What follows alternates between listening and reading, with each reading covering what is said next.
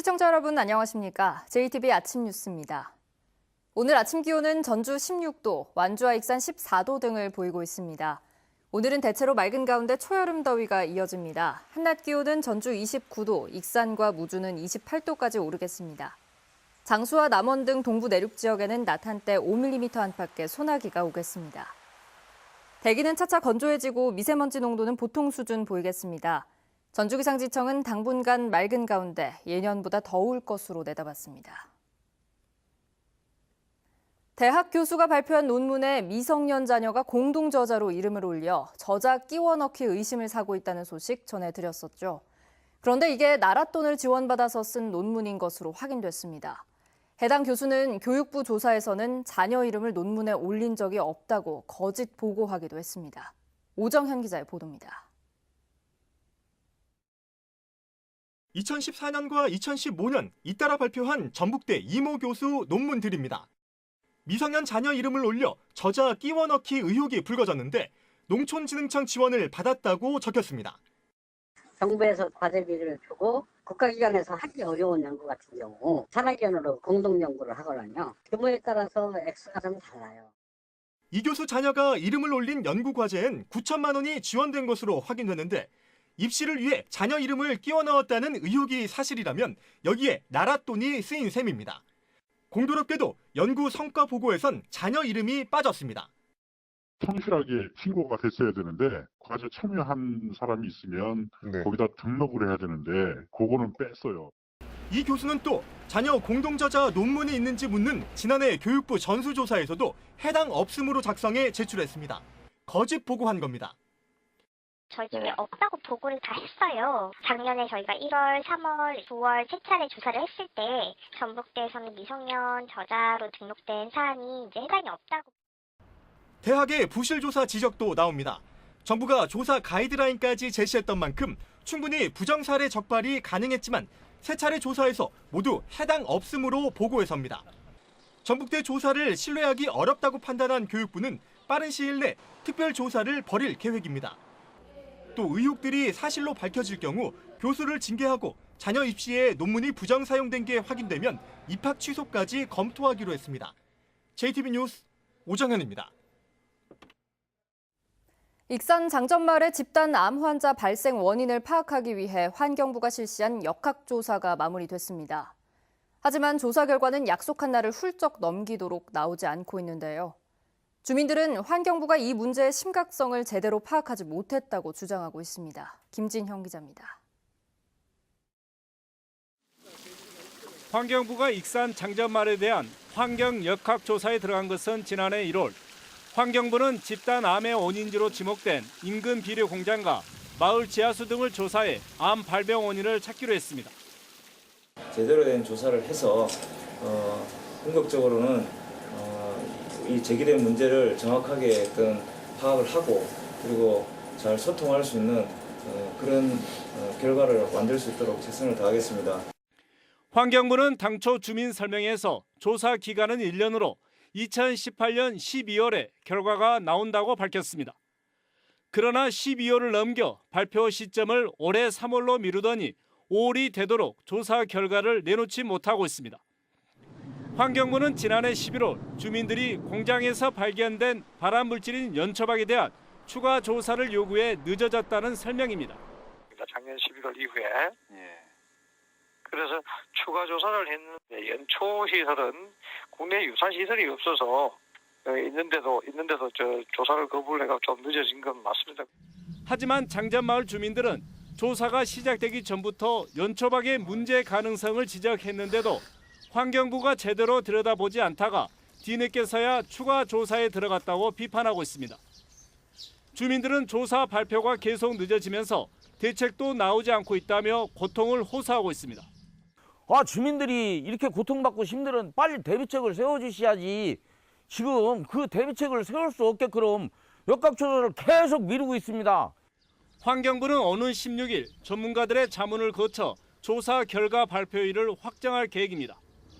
장전마을의 집단 암 발병 원인을 밝혀줄 역학조사 발표가 당초 예정 기간을 훌쩍 넘기면서 조사의 공신력을 지적하는 목소리까지 나오고 있습니다. JTBC 뉴스 김진영입니다. 선거법 위반 혐의로 기소돼 1심에서 무죄가 선고된 송하진 지사에게 항소심 재판부가 1심 판결을 뒤집고 벌금 70만 원을 선고했습니다. 1심과 2심의 판결이 엇갈린 이유, 하원호 기자가 살펴봤습니다. 안녕하세요. 지난해 설 명절을 앞두고 송하진 전라북도지사가 촬영한 동영상입니다. 2년이 넘는 노력 끝에 2023 새만금 세계 잼버리 유치도 성공시켰습니다. 송 지사 측은 이 동영상이 링크된 문자메시지 40만 통을 발송했고 검찰은 송 지사가 선거법을 어겼다며 재판에 넘겼습니다. 공직선거법은 공무원이 후보자 등의 업적을 홍보하는 행위를 금지하고 있는데 쟁점은 이 발언이 업적 홍보에 해당하느냐였습니다. 1심 재판부는 의례적 명절 인사일 뿐 선거용 업적 홍보가 아니라며 무죄를 선고했지만 항소심 재판부의 판단은 달랐습니다. 항소심 재판부는 자신의 주요 성과로 꼽아온 세계 잼버리 대회 유치를 알린 것은 선거에 영향을 미치는 업적 홍보 행위에 해당한다며 벌금 70만 원을 선고했습니다. 송 지사가 선거를 앞두고 전례 없이 동영상을 촬영한 점, 문자 메시지를 전체 도민이 아니라 지지자에게 발송하고 비용을 송 지사 개인이 부담한 것도 유죄의 근거가 됐습니다. 다소 굳은 표정으로 법정을 나온 송 지사는 재판부의 판단을 수용한다면서도 대법원에 상고할지 변호인과 상의하겠다고 밝혔습니다. 군산 사태가 연달아 일어났을 때 주변으로부터 그렇게 한번 해서 도민들을 안심시키는 게 좋겠다라는 판단에 따라서 했었고요. 유죄를 이끌어낸 검찰도 체면을 살렸고 송 지사 측도 당선 무효에 해당하는 형량은 아니어서 대법원 상고로 이어지지는 않을 것으로 보입니다. JTB 뉴스 하원호입니다. 조선시대 사립교육기관인 정읍 무성서원이 유네스코 세계문화유산 등재를 눈앞에 두게 됐습니다. 전북에서는 고창 고인돌과 백제 역사유적지구에 이어서 세 번째 세계문화유산이 될 것으로 보입니다. 권대성 기자입니다. 통일신라말 문장가인 최치현을 기리는 사당으로 시작된 정읍 무성서원. 조선 중기인 1696년 숙종이 직접 현판에 글씨를 써서 내렸습니다. 대원군의 서원 철표령에도 헐리지 않은 지역민의 교육과 선비 문화의 산실입니다. 국가 사적으로 지정되어 있는 정읍 무성서원이 유네스코 세계문화유산 등재 제도 전 3년 만에 등재가 확실시되고 있습니다. 등재를 심사하는 세계유산위원회의 자문기구가 경북 등 5개 시도의 서원 8곳과 함께 등재를 권고한 겁니다. 자문기구는 조선사에 널리 퍼진 성리학의 탁월한 증거이자 지역사회 학문 발전에 이바지한 곳으로 탁월하고 보편적인 가치가 있다고 평가했습니다. 이변이 없는 한 오는 7월 초 최종 등재 발표가 예상됩니다. 전북에서는 고창 고인돌, 익산 백제 역사 유적지구에 이어 세 번째 세계 문화유산이 됩니다.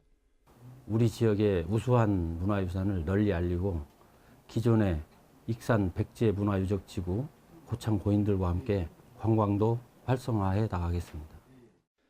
전북에서는 현재 고창 갯벌과 가야 고분군, 동학 농민혁명 기록물의 세계문화유산 등재도 추진되고 있습니다. JTB 뉴스 권대성입니다. 풀사료 2가지를 한 번에 파종하고 차례로 수확하는 기술이 개발됐습니다. 그동안 풀사료의 20%는 수입에 의존했지만 100% 자급할 수 있는 길이 열렸습니다. 보도에 송창용 기자입니다. 한우와 젖소가 먹는 풀사료인 이탈리안 라이그라스를 수확하는 작업이 한창입니다. 지난해 9월에 심은 것입니다. 그런데 당시 이탈리안 라이그라스만 심은 게 아니었습니다. 귀리를 함께 파종했고 귀리는 이미 지난해 11월에 수확했습니다. 재배 기간이 짧은 귀리와 동계작물인 이탈리안 라이그라스의 생육 특성을 이용한 홈파 재배입니다. 두 작물을 따로 심고 수확할 때보다 수확량은 조금 적지만 인건비와 농기계 사용료 등이 크게 절감되기 때문에 농가에서는 이득이 더 큽니다. 쟁기, 노타리, 파종 이 세 가지가 2번을 거쳐서 해야 될 것을 한 번에 걸칠 수가 있기 때문에 경비 차원에서 노동력 결감으로 인해서 그만큼 효과가 좋습니다. 여기에서 끝이 아닙니다. 이탈리안 라이그라스를 수확한 뒤 여름 작물인 사료용 옥수수나 수수 수단그라스를 재배하면 연간 산모작도 가능합니다. 이탈리안 나이그라스 수확을 하고 이 자리에 옥수수를 수확함으로써 귀리 이탈리안 나이그라스 옥수수 산모작 작부 체계가 되겠습니다. 국립축산과학원은 앞으로 양질의 풀사료 종자까지 개발해 현재 80% 수준인 풀사료 자급률을 2025년까지 100%로 끌어올릴 계획입니다. JTB 뉴스 홍창용입니다. 진안군이 처음으로 지역 상품권인 진안고원 행복상품권을 발행했습니다. 군산시 등 전국 12개 자치단체장이 군소음법 제정을 촉구했습니다. 나금동 기자입니다. 진안군이 진안고원 행복상품권 발행을 시작했습니다. 만원권과 5천원권 두 종류인 행복상품권은 연간 10억 원 규모로 발행되며 유효기간은 5년입니다. 개인은 10% 할인된 가격으로 상품권을 구입할 수 있습니다. 진안군은 공무원 복지 포인트나 각종 포상금도 상품권으로 지급할 계획입니다. 지역 소상공인 경쟁력 확보와 지역 경제 활성화에 기여할 진안지역 화폐가 조기에 정착할 수 있도록 다양한 군정 시책과 상품권 이용 활성화에 총력을 다하겠습니다.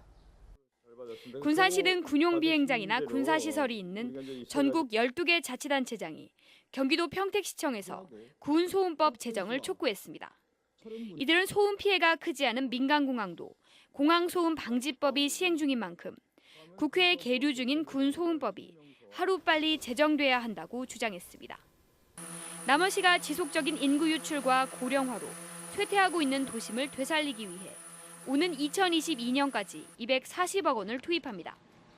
또 공설시장 주변 환경 개선을 위한 용역을 통해 내년도 도시재생 공모 사업에 적극적으로 대응할 계획입니다. 부안 대표 농산물인 오디 수확이 동진면 시설하우스에서 본격적으로 시작됐습니다. 부안군은 노지에서 재배하는 오디 수확도 곧 시작되는 만큼 적극적인 홍보 활동으로 오디가 많이 팔릴 수 있도록 노력하겠다고 밝혔습니다. JTB 뉴스 나금동입니다. 전북교육청이 물품과 용역, 공사 계약 시 지역업체를 소홀히 다루고 있다는 주장이 나왔습니다. 전라도의회 최영구 의원에 따르면 지난 2017년부터 올해 3월까지 전북교육청의 계약 현황을 분석한 결과 사전에 제품과 제조업체를 특정하는 조달청 3자 단가 조달 구매 방식의 경우 2,408억 원 가운데 50.6%인 1,218억 원을 타 지역 업체와 계약했습니다. 최영규 의원은 지역 경제 활성화를 위해 조달 물품을 구매할 때 도내 업체를 우선하고 용역과 공사도 지방계약법 범위에서 지역 업체를 배려하도록 노력할 것을 주문했습니다. 익산시청사를 외곽 지역으로 이전해야 한다는 주장이 나오는 가운데 익산시가 현 부지에 신청사를 짓겠다는 뜻을 분명히 밝혔습니다. 익산시는 균형 발전을 위해 시청사를 외곽 지역으로 이전해야 한다는 주장이 제기돼 타당성을 검토했지만 현 청사의 위치가 전체 인구의 76%가 생활하는 중심지이고 구도심 활성화 등을 종합적으로 고려할 때 최적지라는 결론을 내렸다고 밝혔습니다. 익산시는 850억 원을 투입해 정밀 안전진단 결과 D등급을 받은 현재의 건물을 헐고 2023년까지 도서관과 다목적 홀 등을 갖춘 신청사를 완공할 계획입니다.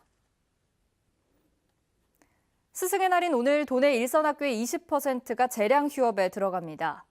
전북교육청은 도내 766개 학교 가운데 초등 94곳, 중학교 40곳, 고등학교 17곳 등 모두 151곳의 학교가 재량 휴업을 실시한다고 밝혔습니다. 한편 국민권익위는 청탁금지법에 따라 학생 대표의 카네이션을 제외하고 꽃과 케이크, 상품권 등 각종 선물과 식사 제공을 금한다고 당부했습니다. 어젯밤 9시쯤 임실군 덕치면 한 양계장에서 불이 났습니다. 이 불로 닭 2만 1,000마리와 비닐하우스 4동 4,000제곱미터가 타 소방서 추산 2억 7천만 원의 재산 피해가 났습니다. 경찰과 소방당국은 목격자 등을 상대로 정확한 화재 원인을 조사하고 있습니다.